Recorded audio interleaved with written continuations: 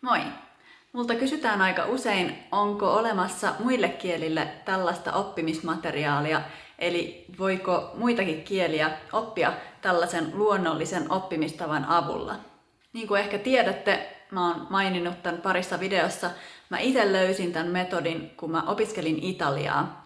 Ja mä oon sen jälkeen löytänyt myös muita YouTube-kanavia ja nettisivuja, jotka tuottaa samankaltaista materiaalia muille kielille. Eli jos sä oot kiinnostunut opiskelemaan myös muita kieliä, niin tässä videossa mä esittelen teille materiaalia italian, ranskan, espanjan ja venäjän opiskeluun. Ensimmäisenä ehdottomasti Italiano Automatico. Alberto on tehnyt yli 500 videota eri tasoille ja suurimmassa osassa on tekstitykset italiaksi. Täysin aloittelijoille mä suosittelen soittolistaa Italian Lessons 2014-2015, koska niissä on tekstitykset sekä italiaksi että englanniksi, ja jokaisesta videosta on tosi hidas versio ja sitten nopea versio. Mä itse opin puhumaan italiaa nimenomaan näiden videoiden avulla. Sitten kun olette opetellut nämä videot, niin täällä tosiaan on tosi paljon videoita erilaisista aiheista, kuten kulttuurista, kirjoista, historiasta ja kielten oppimisesta. Ei voi muuta sanoa kuin, että tää on ihan mahtava kanava ja mä oon niin onnellinen, että mä löysin tän.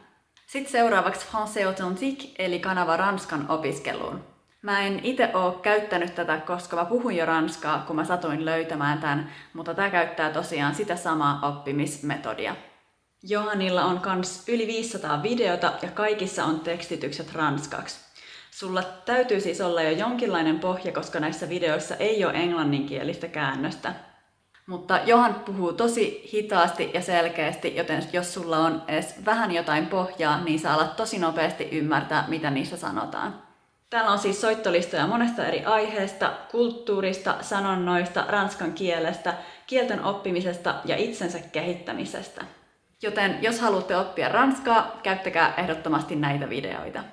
Kolmas kanava on tämä, mitä mä itse tällä hetkellä käytän, eli Español Automatico, tietenkin espanjan opiskeluun. Karo ja Mauro tekee yhden videon viikossa ja se tulee aina myös podcastina esim. Spotifyhin, joten sä voit kuunnella sitä vaikka autoa ajaessa. Nämä kestää yleensä sellainen 20 minuuttia ja aiheet on tosi mielenkiintoisia liittyen tietenkin espanjan kieleen, kielen opiskeluun ja kulttuuriin.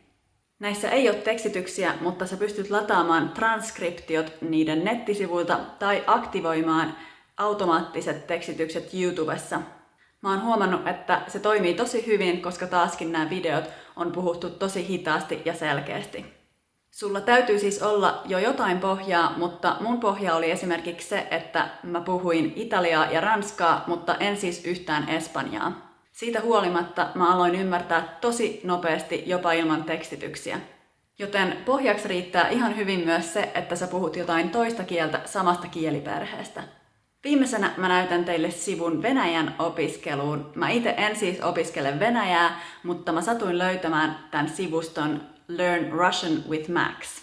Max tekee viikoittain lyhyitä tarinoita ja podcasteja, ja mä en siis itse tietenkään ymmärrä niitä ollenkaan, mutta mun kaveri, joka puhuu venäjää, sanoi, että ne on aika helppoja ja sopii hyvin keskitason opiskelijoille.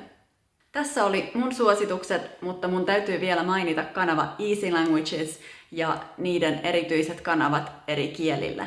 Mä en siis tiedä, minkä laatuisia nämä kaikki videot on, mutta niissä on aina tekstit myös englanniksi ja näitä on tyyliin kaikille kielille.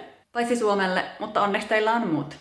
Mä laitan linkit kaikille näille sivustoille tohon alas, joten jos te haluatte alkaa opetella jotain toista kieltä suomen kielen lisäksi, niin voitte käydä katsomassa.